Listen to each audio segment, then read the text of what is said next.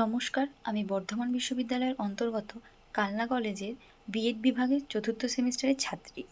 আমি আমাদের course EPC3 প্র্যাকটিকামের জন্য একটি কন্টেন্ট ভিডিও তৈরি করেছি। আমার কন্টেন্ট ভিডিওর বিষয়বস্তু হলো ষষ্ঠ শ্রেণীর একটি কবিতা ভর দুপুরে, কবি নীরেন্দ্রনাথ চক্রবর্তী। কবিতাটি শুরু করার আগে আমরা কবি পরিচিতি সম্পর্কে একটু জেনে নেব।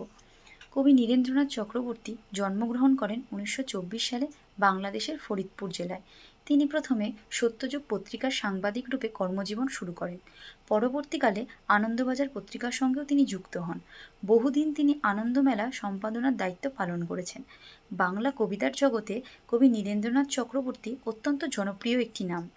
তার কাব্যগ্রন্থগুলির মধ্যে উল্লেখযোগ্য কিছু কাব্যগ্রন্থ হল নীল নির্জন, অন্ধকার বারান্দা, কলকাতার যিশু ইত্যাদি।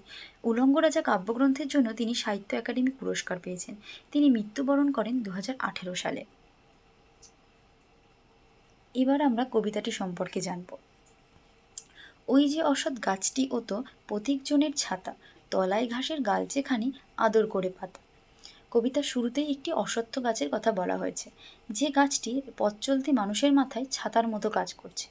তলায় ঘাসের গালচেখানি আদর করে পাতা। সেই অশ্বত্থ গাছটির নিচে ঘাসের গালছে অর্থাৎ ঘাসের কার্পেট সুন্দর করে আদর করে পাতা রয়েছে। এরপর বলছে দেখো, চড়ছে দূরে গরু বাছুর গাছের তলায় শুয়ে, দেখছে রাখাল মেঘগুলো যায় আকাশটাকে ছুঁয়ে। দূরে গরু বাছুরেরা চড়ে বেড়াচ্ছে, আর গাছের নিচে শুয়ে রাখাল বালক আকাশের দিকে তাকিয়ে আকাশের মেঘেদের আনাগোনা সুন্দরভাবে উপলব্ধি করছে। এরপর দেখো, খোলের মধ্যে বোঝাই করে শুকনো খড়ের আটি, নদীর ধারে বাঁধা কাদের ওই বড় নৌকাটি। শুকনো খড়ের আটি বোঝাই করা কাদের একটি নৌকা নদীর ধারে বাঁধা রয়েছে। কেউ কোথানি বাতাস ওড়ায় মিহিন সাদা ধুলো, ভর দুপুরে যে যার ঘরে ঘুমোচ্ছে লোকগুলো। কেউ কোথাও নেই, ভর দুপুরে সকলে সকলের ঘরে নিজের মতো ঘুমোচ্ছে, রাস্তাঘাট পুরো ফাঁকা। ঠিক সেই সময় বাতাস মিহিন সাদা ধুলো অর্থাৎ সূক্ষ্ম সাদা ধুলো উড়োচ্ছে।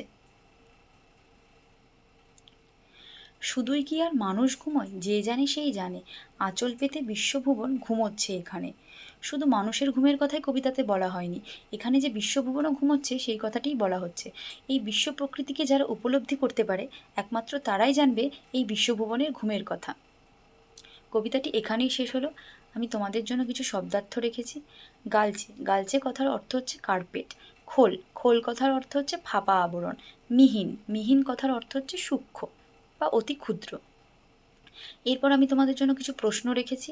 1 নম্বর প্রশ্ন হচ্ছে, অসৎ গাছকে পথিকজনের ছাতা বলা হয়েছে কেন? 2 নম্বর প্রশ্ন হলো, রাখাল গাছের তলায় শুয়ে কী দেখছিল? 3 নম্বর প্রশ্ন হলো, নদীর ধারে কোন দৃশ্য কবিতায় ফুটে উঠেছে? আমার কন্টেন্ট ভিডিও এখানেই শেষ হলো। ধন্যবাদ।